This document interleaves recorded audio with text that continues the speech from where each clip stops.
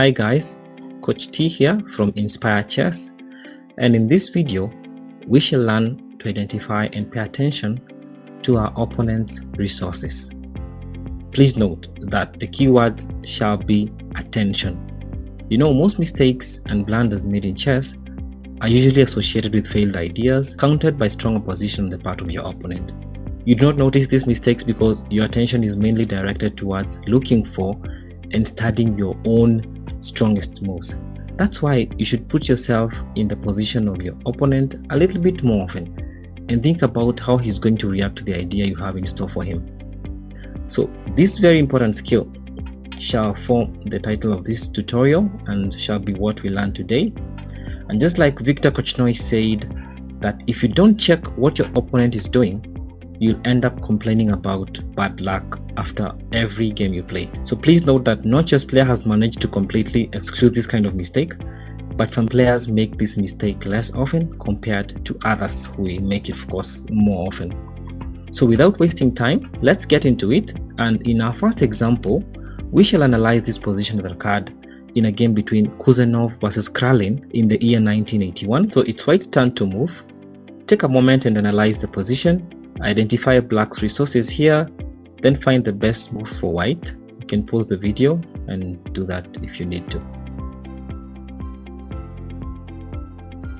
So at this point, most beginner players would make the blunder of promoting the pawn to a queen.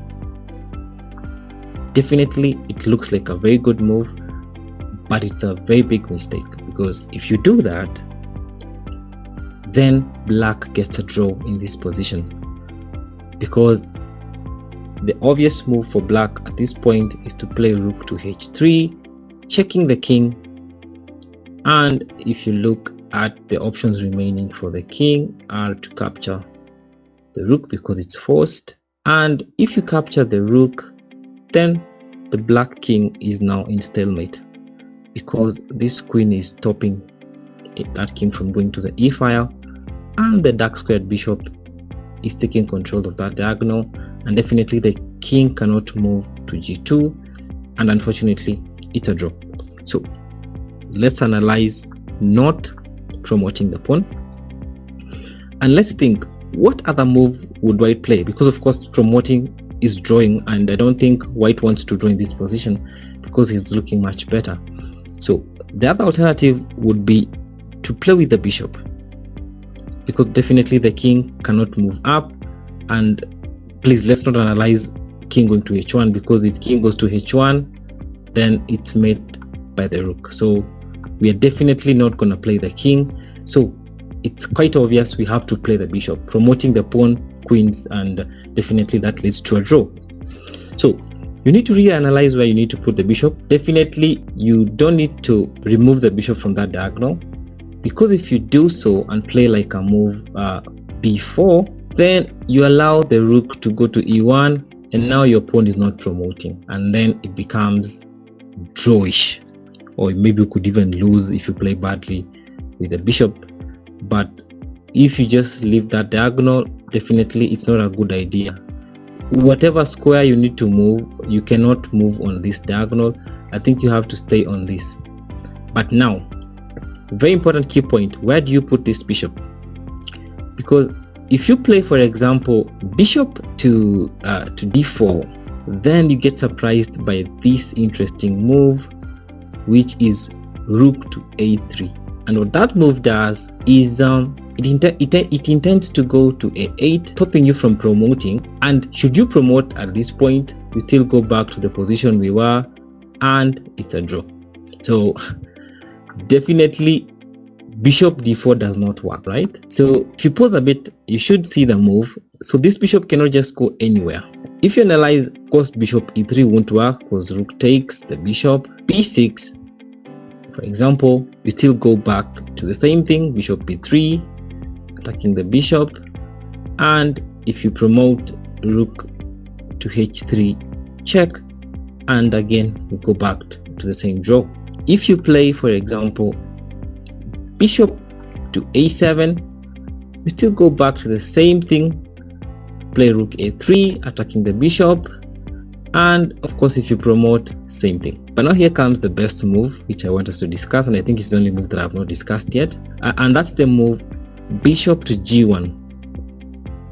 This is a very strong move because it does two things. One, this rook cannot try and play to the square a3, then we play e8, and this check does not work because this time round we pick, and he can always capture our bishop. So the whole idea, we are bringing the bishop closer to the king to remove the stalemate idea. So let's see what happens if you play rook to g1. So what does it do? Rook to g1 is just making the bishop be available on pre, not allowing the stalemate idea that black was getting after you promote. So this is a very sensitive position in a classical game, and it's very easy to make such a blunder, or maybe promote, or instincts will tell you, what, promote the pawn and learn the consequences later, and unfortunately that's a blunder. So you need to realize that black's resources at this point are, he has an ability to draw and get a stalemate. Most intermediate players, even a lot of advanced players, would fall for this blunder. So yet again, it's important to note that white's task is to avoid stalemate, as in with the rook h3 check. So at this point, white needs to pay attention to the abilities the rook has in getting a draw, and not just concentrate in promoting the pawn, which looks like a good move, but it is not. All right. So in our next game, we shall analyze a game between Morozovich and Kramnik, and in this position, if you can just take a moment and look at it, you can actually pause the video and analyze the position. White is to play in this position. You can pause the video and try find the best move for white. So if you look at the position at hand, black has some very nasty threats. First of all, the rook on g3 is pinned by the queen, and there is the threat of h4. So the only best response for white in this position must be a reciprocal threat. I mean, please note that after h4 is played, if white does not have a good response, he definitely loses. And by a good reciprocal threat in this case would be either to attack the king on g7, and the only way to do that is to have the white queen fall into the 7th rank. But now the question is, of those three squares, which one is the correct square to put the white queen? However, on the actual game, Morozovich played a blunder. Queen captures e6, and queen captures e6 comes with some problem, because after queen captures e6, he overlooked the rook transfer, meaning rook comes to b6, and now the rook is protecting any threats that might arise from the queen. Queen moves to e7, for example, and now the rook gets that beautiful square on g6, and actually Morozovich resigned at this point. So his best response would definitely have been putting the queen on either of those three squares, but I want us to analyze and find which exact one is correct. So let's start with queen e7. So the queen to e7 looks like a very logical move, attacking the g7 pawn and threatening mate. However, it's overlooking queen times e5, because if you play there, queen takes e5, and now queen is stopping any threats on g7 and still pinning the rook on g3. Same case happens if queen plays to d7, because queen just takes on e5, and still this attack is blocked, or rather is neutralized by the queen protecting the g7 pawn. Now, the only other correct response in this case by white would be queen to c7. Now, queen to c7 does several things. One, it protects the pawn on e5, it attacks the pawn on g7, and the rook coordinates with the queen threatening mate. and this being a very good reciprocal threat, black has to go back and protect that mate with queen to h6. So this looked like what Morozovich missed. However, the continuation is also rather very sensitive and very high chances of making a blunder. So after queen to h6, the best response by white in this case would be surprisingly queen to f7. I know most players would either go grab the pawn on a7, however it removes the queen from action. If you play, for example, queen to a7, queen times a7, the problem will be rook to e2, threatening your pawn on e5, and after that possibly queen protects the pawn on c7, and now after protecting the queen on a7 with the queen to c7, rook plays e4, and things are not so rosy because h4 is coming and queen is coming and threats of mate are well in the vicinity. And queen times a7 is not such a favorable line by white.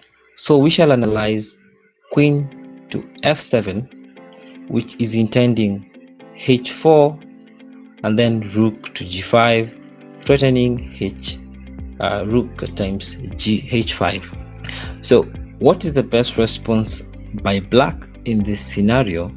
So after queen to f7, black will play h4 instead, and rook is forced to play to g4. Then it's necessary to defend against queen e7, which will intend to attack the h4 pawn, coordinating with the rook on g4. And so the best response here by black is rook to e2, intending e4 or maybe capture.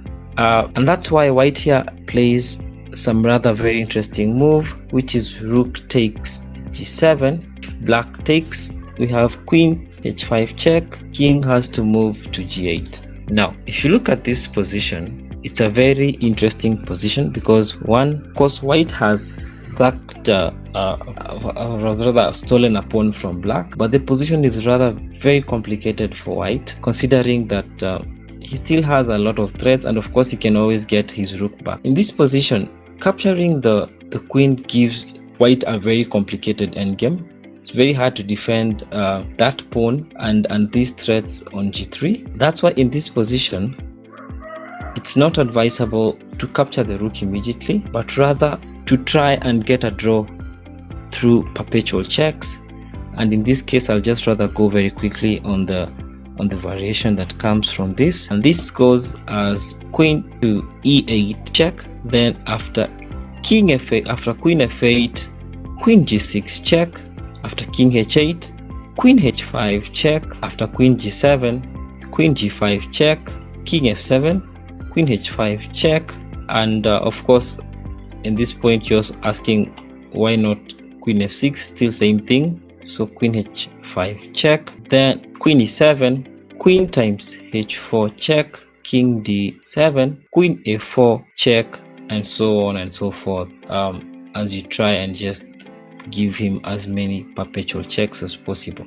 So in this position, just to emphasize, what Morozovich failed to see was the important queen c7, and because of that lack of sight, or rather the concentration in his plan, made him not see the possibilities of the rook coming back to defend from the mate he was threatening. So thank you very much, guys. We shall have part 2 of this series of recognizing your opponent's resources. Stay tuned, and thank you for watching. If you like the video, do share, like, subscribe, and see you in the next one.